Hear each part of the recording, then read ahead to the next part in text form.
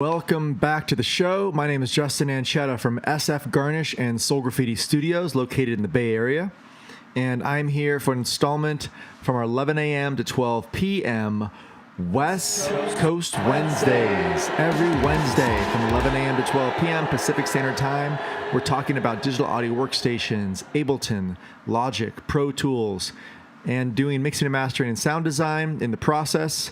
Today, we're going to get into some specifics in Ableton.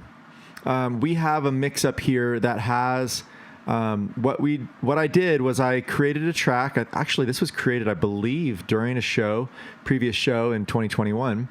But what we're going to do is bring in instruments and record them at a higher quality, and also compare the difference between the MIDI instruments versus the real instruments, how much CPU usage they're using, and why we might want to utilize the audio interface sound versus our digital audio workstation playback sound. Okay. So a couple things that we should check out is that up here in the upper right hand area, this is hovering around 19%, just not even playing anything at all. That's because I already have some pretty extensive plugins already on this track. I think I have a mastering chain down here, an Ozone mastering chain is doing some things. And yeah, so it's taking some CPU usage just even being open. So the way that we can track on this and not have it just go too high is when we track. Let's go ahead and put in a track right here. I'm going to go Command T, which is a shortcut. It drops it in right below. And let's try and do an oud. Rename oud track. You guys aren't seeing that entirely because my head is there. Let's move that out of the way. So let's go ahead and make sure that this is in the appropriate track. So what I have here is I will snap on the track that I want to use. And if I go in auto mode, we start hearing that track when it's in record. And that's how much delay there is right now with that track. So what I want to do is turn that off, and we can mess around by going into our preferences and changing our sample rate, buffer size, right? But if you have a delay and you're already at 128 samples, that means that you have some plugins that are using up some CPU usage, and this is your way around it. You can go in off mode here. And what we want to do, as a matter of fact, you guys are already hearing this. We want to bring in this microphone so that we can hear it on its own, okay? So that's already being sent out to you guys. And I'm just going to go ahead and show you the audio interface settings that I have personally, okay? So I'm using the X32 rack. What it looks like, this is the iPad that's controlling it, and I have it routed where mixer or out 5 is going to you guys. So if I drop these out or mute these, right, this is going to get softer and louder per se. Okay, and then the mains is what I'm able to listen to, and then when we play the track, it's going to come through our AUGs over here. So everything's set up with their own volumes. Okay. And that's pretty important because if we're not using, when we're over here and we're in off mode right there on the oud, we're not going to hear the oud unless we have this fader unmuted and up. Okay. So that's what we're going to get into today a little bit. I also should give you guys a heads up. Audio interfaces really matter. I'm going to give you a quick look under the hood here. This is the X32 rack. I love this thing, the X32 rack or the X Air 18. We use these devices. It's so portable. You can bring it to your shows. You probably don't need this if you have a small band or a DJing. You could use a smaller one, a Focusrite or something like that. But it has some great preamps in it, and it, like I said, it's controlled wirelessly using an iPad. You do need a network, your own network to do that. So a couple little things you should figure out, but definitely helpful for doing live sound at shows or in the studio. Let's go ahead and listen to this bass line right here. What we want to do is do the same thing on the oud. So let's solo that.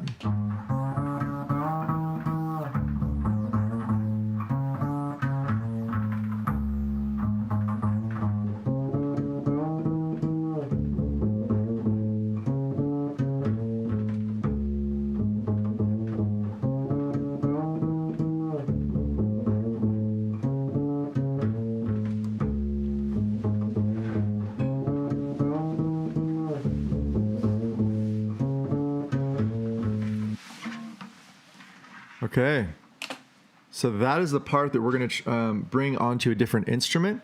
And the two things that I'm going to do today is play it on the oud and then also do an electronic version of that by bringing it into a MIDI device, okay? And the reason for that is that we want to be able to have it really just hit even more than that stand-up bass sound and get like more of a hip-hop low sub frequency once the beat comes in. All right, so part of this is the miking. Let's see if you guys can see this mic. Not quite yet. I'm gonna go ahead and move this down briefly. As I do that, let's go ahead and just listen to this track so you guys can take a peek into what's going on.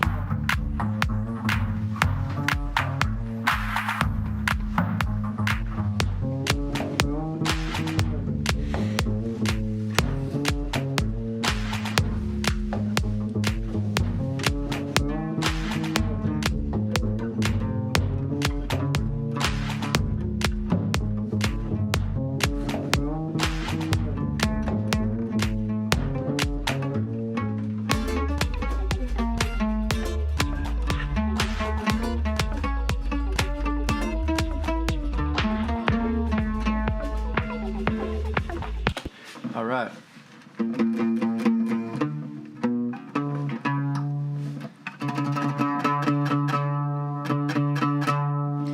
And what I also like to do is put a little bit of effects onto the channel when I'm recording.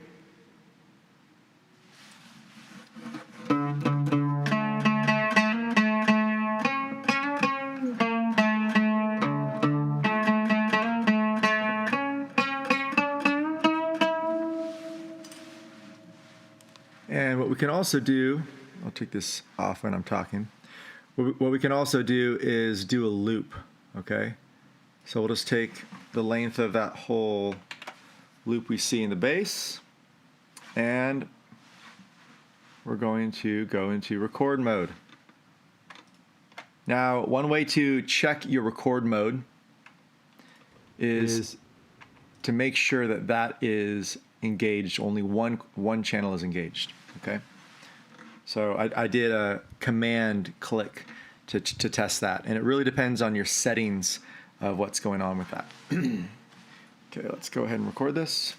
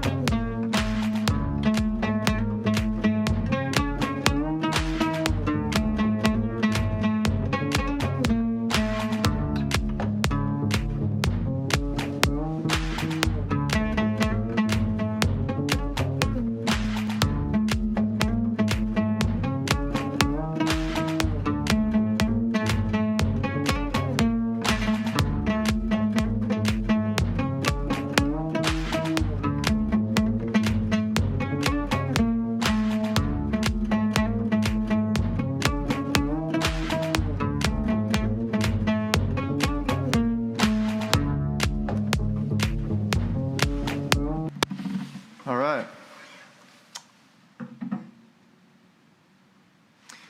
So turn off all of the effects again. My mic was dropping a little bit there. So this is the SMB7 that I'm speaking through. And It actually is a great mic for anything like voice or oud, but I have another mic right here on the side that has a little bit more of a spectrum. I would say it's just less compressed, has probably more of the top end qualities to get more of the highs and lows. And let's go ahead and listen to that. So I just did a loop because this is utilizing the new feature in 11. You can right click. Let's go ahead and move my head again. You can right click on the track right here and say show take lanes. Okay, and this is where we can go through and pick out our take lanes. Okay, zooming in definitely helps out. And I thought I was going to be festive during the winter and wear this hat, but it is just too hot. Woo. All right, there we go. Okay, and as a matter of fact, I can actually mute that larger channel now. So it's just a little bit cleaner. This is that side mic over here. Okay, let's go ahead and get into this a little bit.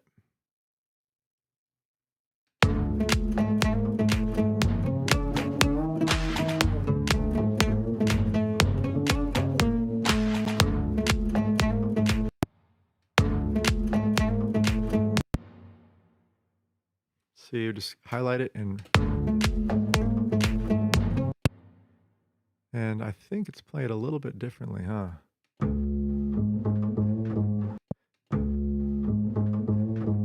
Boom, boom, boom, boom, boom.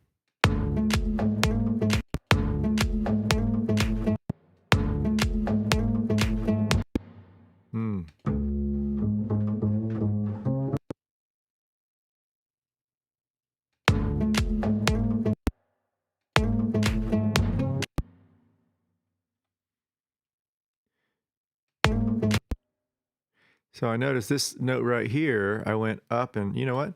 Let's go ahead and just do a little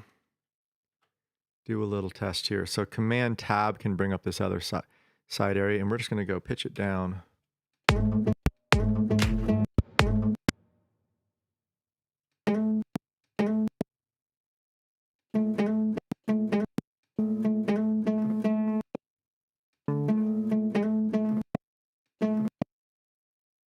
And that one, we're going to Command E, cut and down, one up.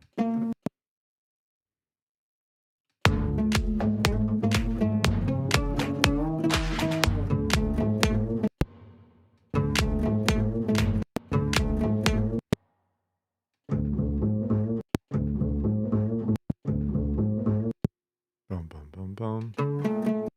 So this is a cool thing that you can actually do is you can pitch it later, right? It's obviously, if we played it correctly right away, that might be the best option, but this is one way that we can.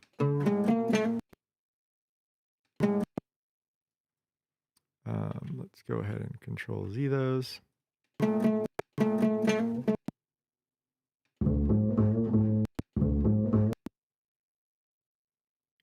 And this is.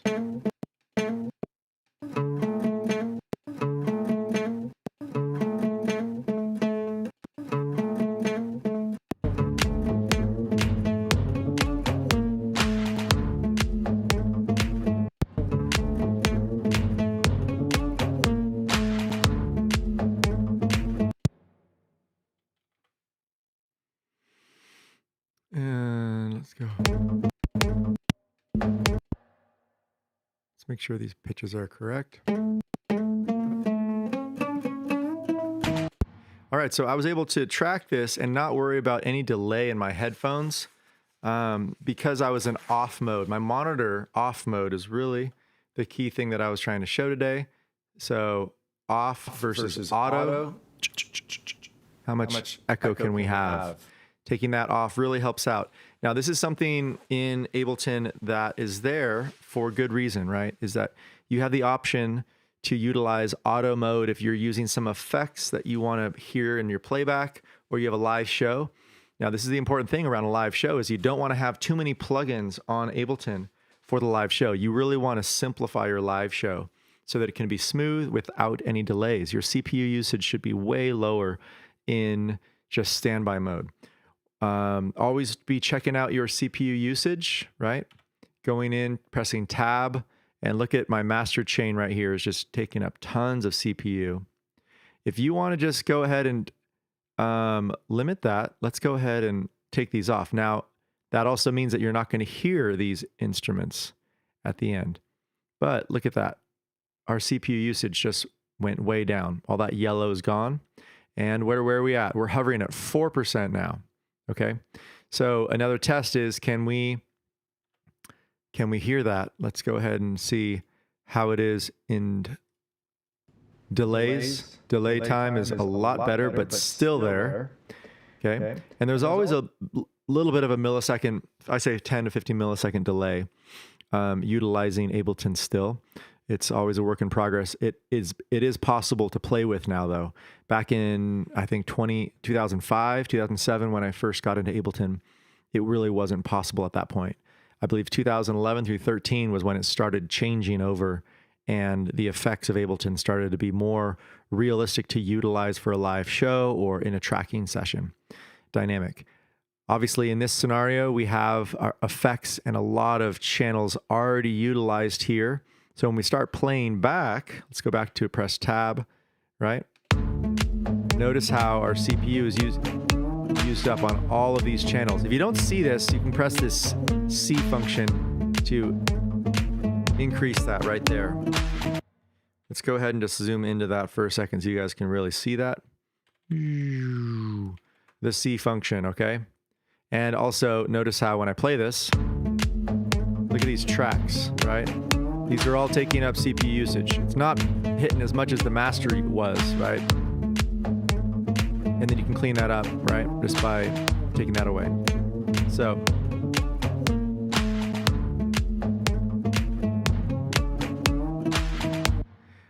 all right, so that is the part that we did on the oud. And we have a general idea of a track here. Let's go ahead and just take out our take lanes there and clean it up. And what do we have over here? I just want to see how this is looking.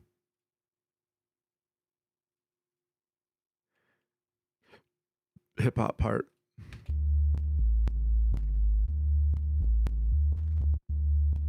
We have a deep side chain going on here.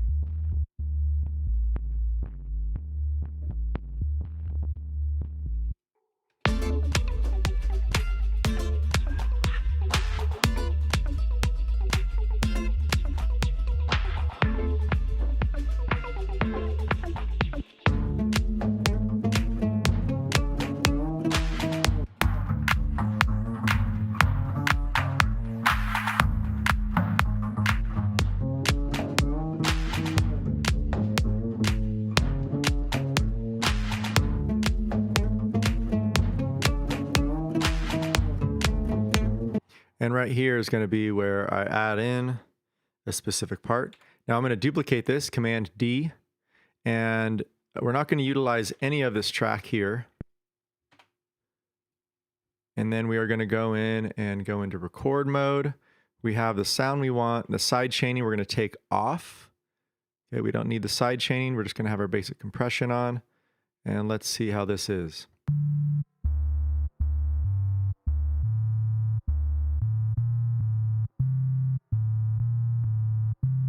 Now this scale is a little bit different than I want. So I'm going to go in and do a melodic minor scale. And this is the cool thing about the push. Let's go ahead and just utilize this function here where you can see what I'm doing. All right, so I am now on the push 2 and I'm in scale mode. I just clicked right over here on scale on the instrument. And okay, that note right there, it's kind of, I wanted that to go to the da da da da da da. So it's the wrong scale. We're doing a minor scale here.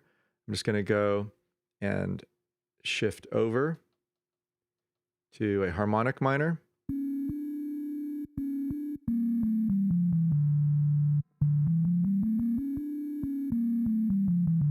right. I believe those are the notes we're utilizing in that. Excuse me. In that part. Now, instead of me having to play this with the push, I can actually take either this instrument here, the oud, or the bass, and make it a MIDI track. So I'm going to go ahead and just cut that. And I'm going to say join, okay, Command J. What that does is it takes out and trims up anything around the sides. Okay, so we don't want it to like loop in weird ways or give me more of the track than I really want. Okay, so I'm going to go in here and click on not freeze track, convert to a melody track, harmony, convert to harmony to new MIDI track. Okay, it's not drums. Let's do melody, okay? So let's go ahead and zoom into this. These are your options. And I'll do melody, so it's really focusing on the pitch as best it can. And this just shows the accuracy, really, of what's going on, okay? And there, it just creates a new MIDI track. Now, what that MIDI instrument is just pretty much an operator in a very generic way. Let's go ahead and just listen to that for a second by soloing that.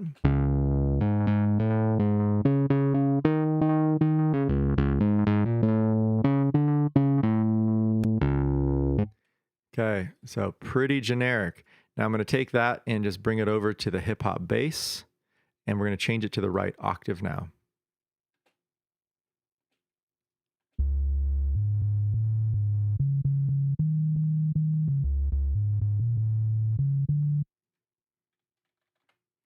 And this is where we really want to, let's quantize this. Just going to cut that and bring it more precise.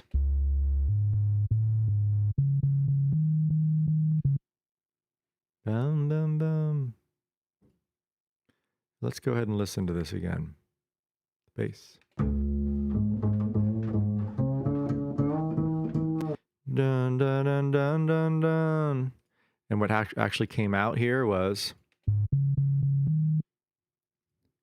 not the right notes. So we're going to go ahead. Dun, dun, dun, dun, dun, dun. We'll change those.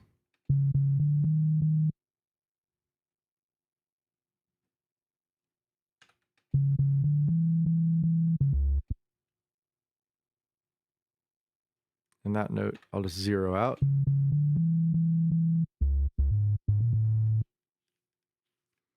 And this is actually one that was the most precise here. I'll just duplicate this, Command D, and then bring that right over to this area and take out the notes I don't want.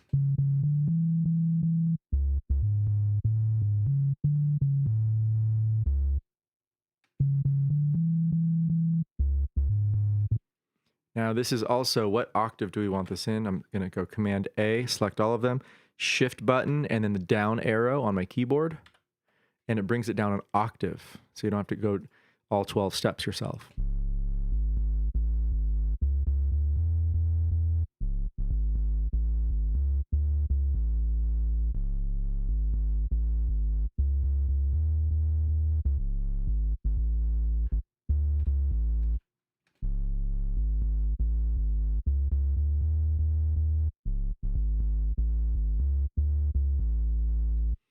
So some of these kind of cut in the middle don't really sound that good. So we'll just...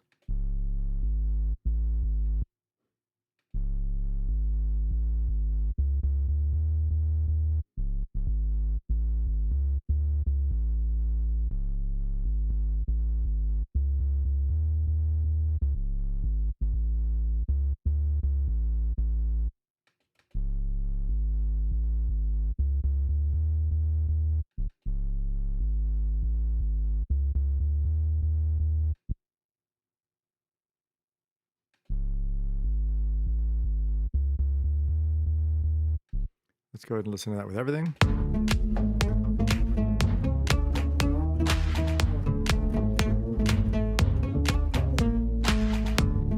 Bum, bum. and this note here. Bum, bum.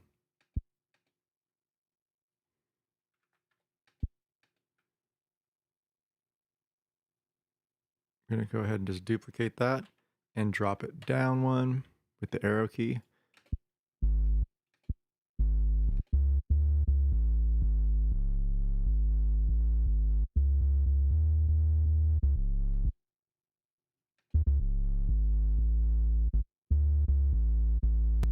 Bum, bum, each time. Okay. And unsoloing.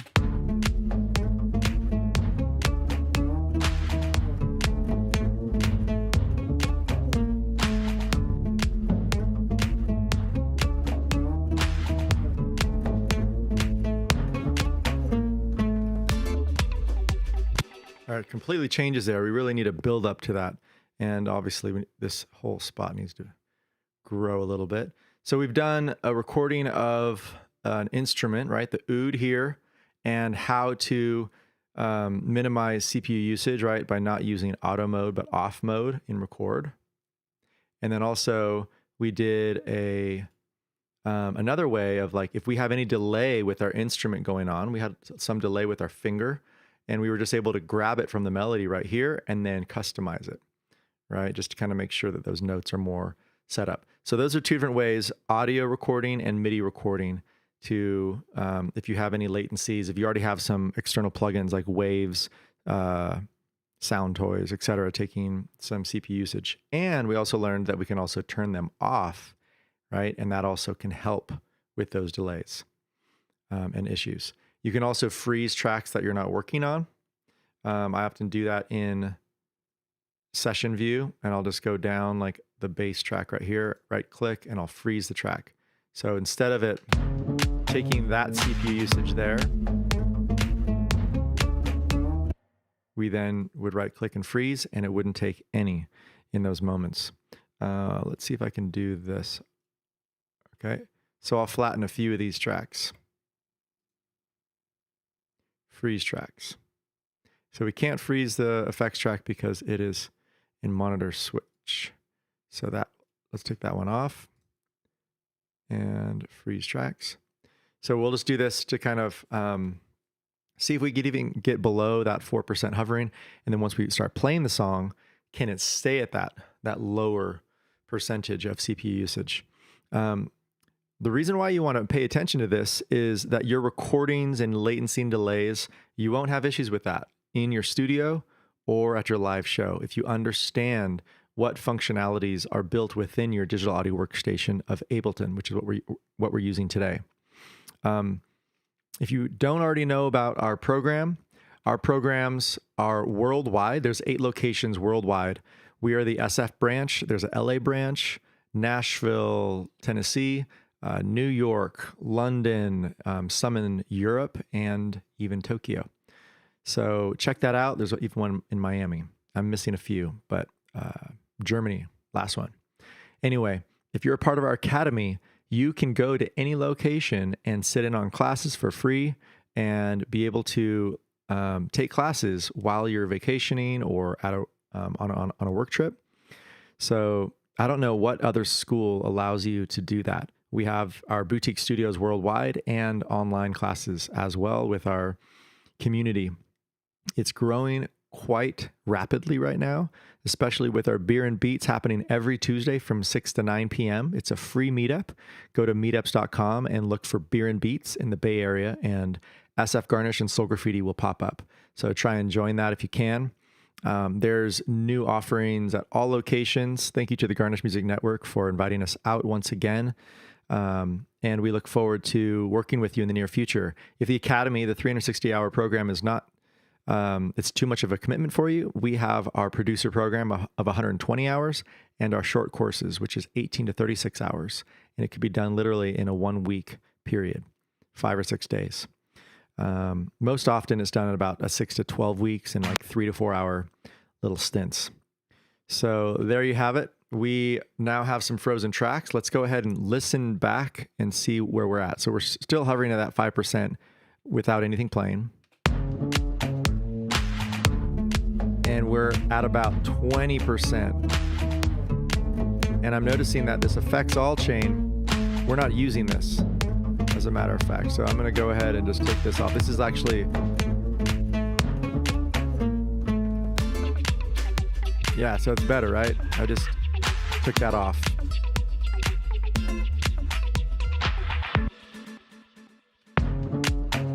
So it's still hovering around 23. Let's go ahead and, what is this?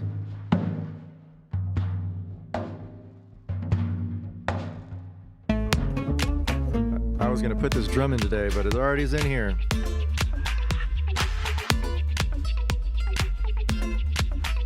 The rattle in it. It's called the ocean drum.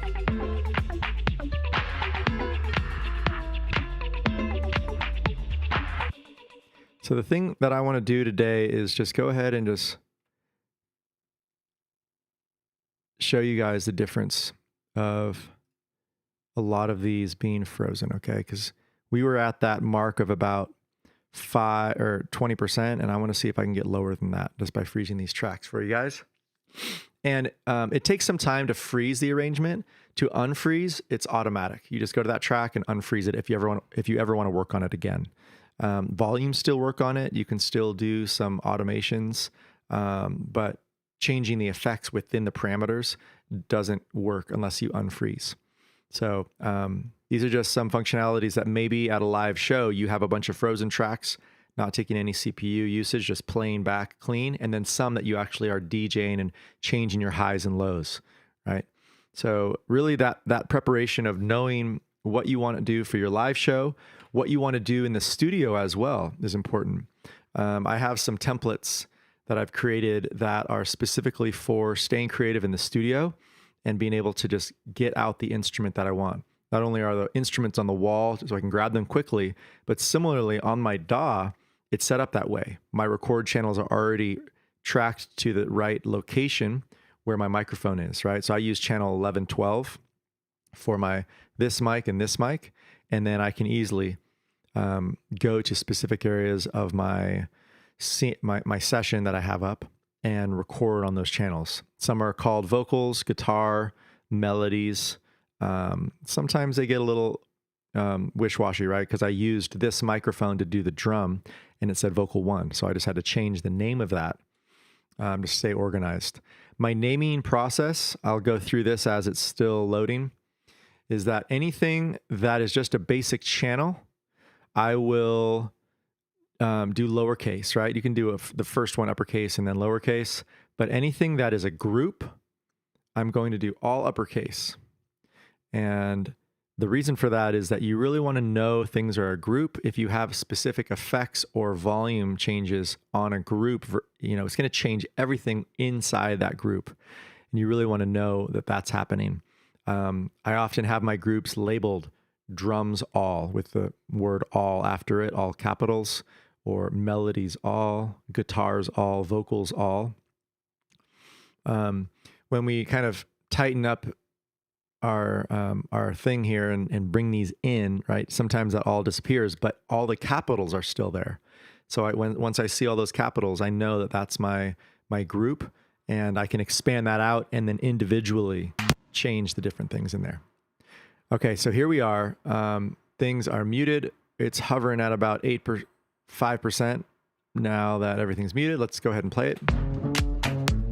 Look at that. So we went from like 21, now we're at like 16, 17, 18. Just took it down by a little bit. I'm still curious what channel is taking the CPU. Looks like this effects channel just being in that mode really just changes a lot, right? The in mode, even when we have these effects off. Okay. And one reason why is that we do have automations over here. I thought that turning this off would just mute it all, but I think that that is something that actually is still taking CPU usage. Even the all channel right here has something going on.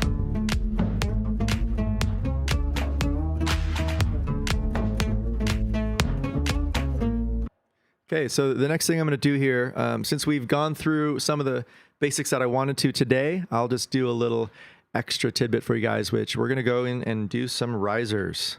I'm just going to go ahead and let's put in 4 channels. Okay. I didn't name them yet because I want to see if I have any risers here. I'll say search all. Doesn't look like any riser is actually named that. Oh, riser. There we go. Let's go ahead and listen to some of these.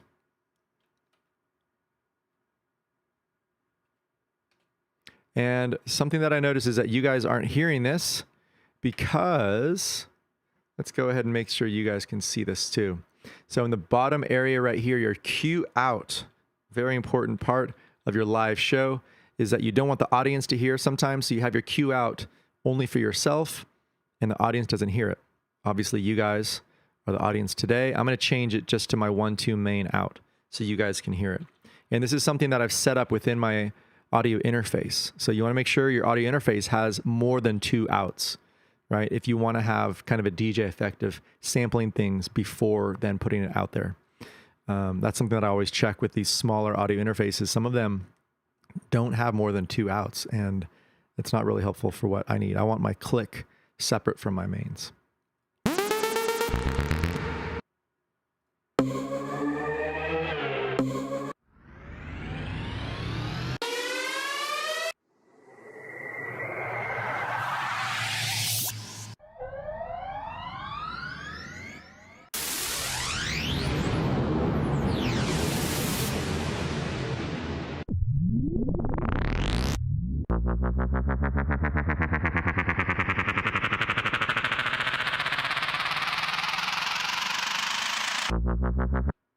All right, so that one right there is going to definitely have a nice pickup. So I'm going to go press tab, get back in here, and I want these to kind of build up and then cut out just before the break right here. So, and then these might be kind of loud. I'll drop this volume down right away, quite a bit.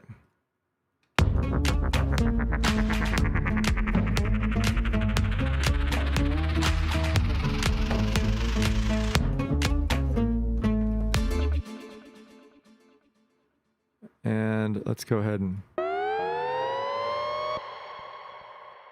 I like some of these having those tails at the end.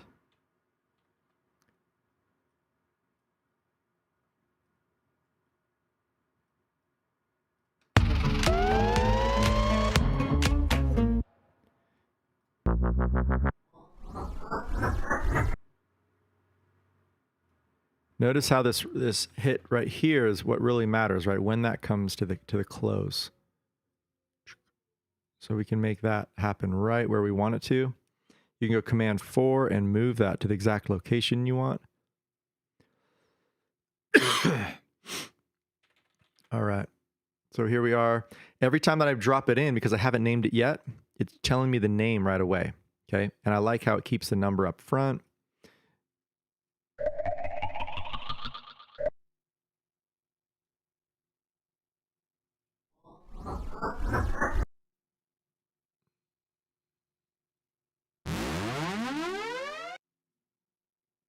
Interesting. Has so much space right there.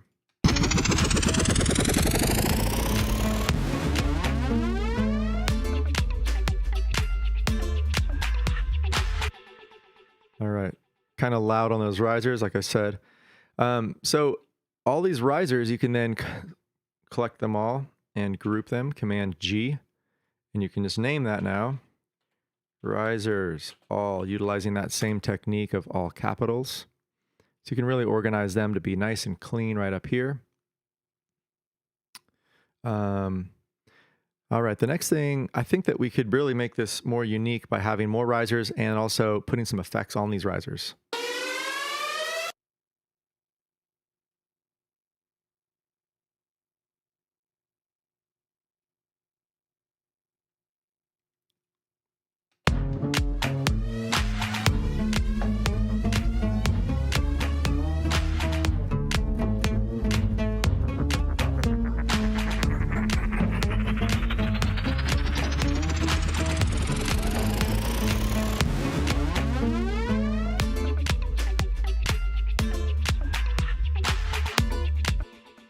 so this is that part. I'm going to loop this area, Command L, take this whole spot, Command E, cutting it. And I'm going to keep in all the parts that I want by going Command and clicking on that part. Okay. So I wanted that bass line to ring through. I want the melodies to ring through, and everything else I'm going to zero out.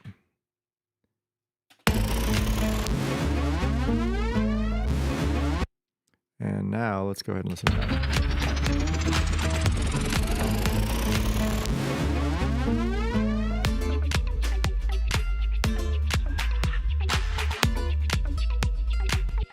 All right, so now going into this melody area, I'm really feeling like there needs to be more of like some delay throwed type effects in here.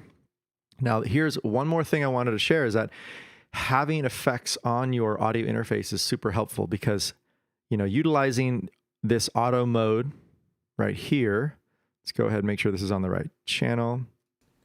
So that delay, I don't want to hear that, so I'm going to take it off for now. But I want to throw on some delay effects. Now, instead of utilizing that,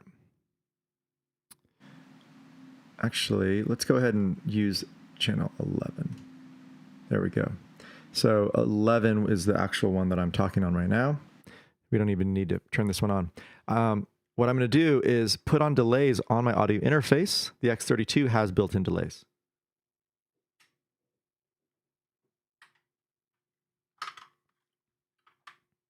Super helpful if you don't want any type of feedback. And now let's go ahead and put these delays on. Which channel is it on?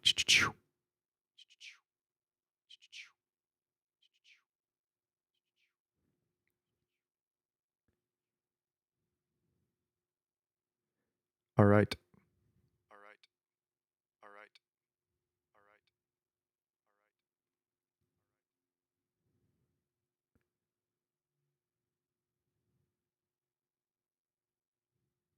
So you guys were hearing those delays there.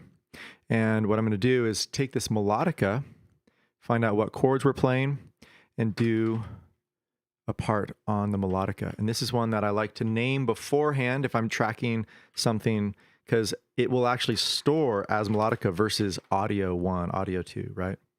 So rename melodica 01.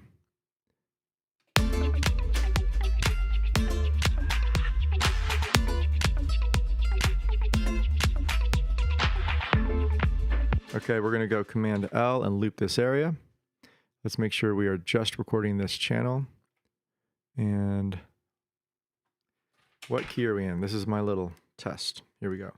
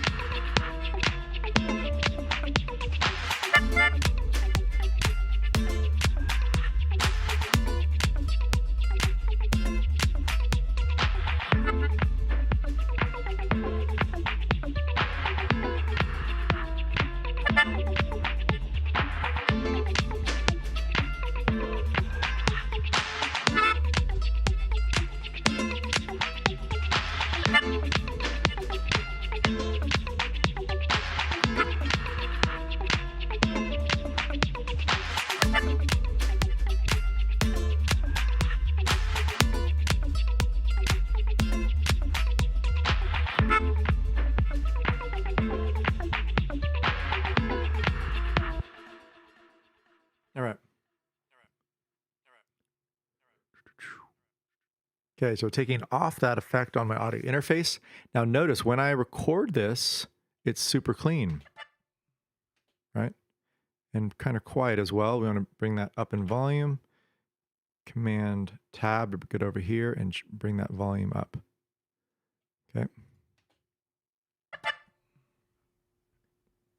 Okay, so one cool thing about recording it clean like this is that now you have the ability to really have the effects that you want inside this area here. So let's go ahead and put a delay on.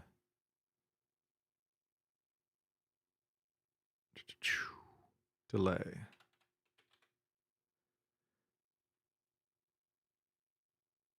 Delays and loops. Clean delay. Vintage delay. Let's do this one, clean delay.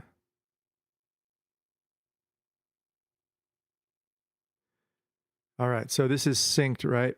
3-3-3. We're gonna, or it's actually not synced, but we're gonna change it to 3-4. Bring our feedback down to about 20%. Our filter effect kind of mid-range. And let's try this out.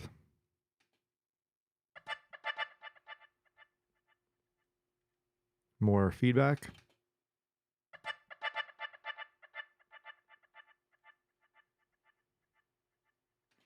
And something else that I want to put in here is just my basic channel of racks, I guess. I have a rack here, and I think I have my vocal rack is probably the most advanced because I just do it all the time.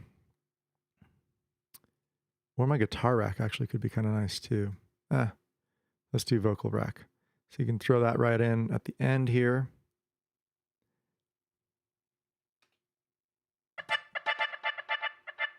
All right, we can kind of see our frequencies of what's happening here.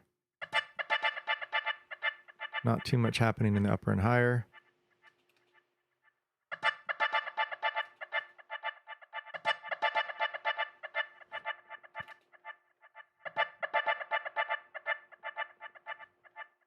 Now I actually want this delay to come after my EQ because I'm cutting out some frequencies that I just don't want to hear at all. Ooh, we have a lot on here.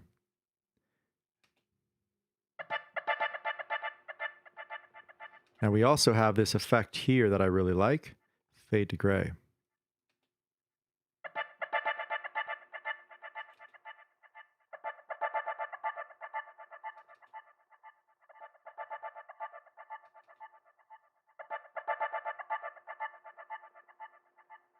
All right, let's go ahead and listen to that now.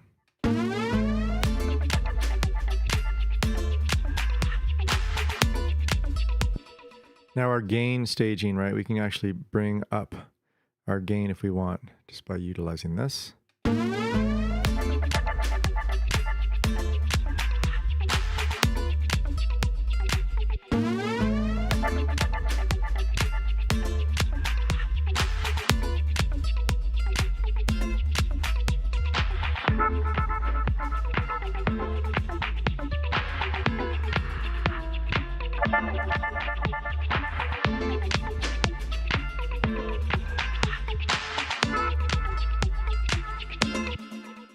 That's kind of a weak one. We can go ahead and just copy this and put it in over here.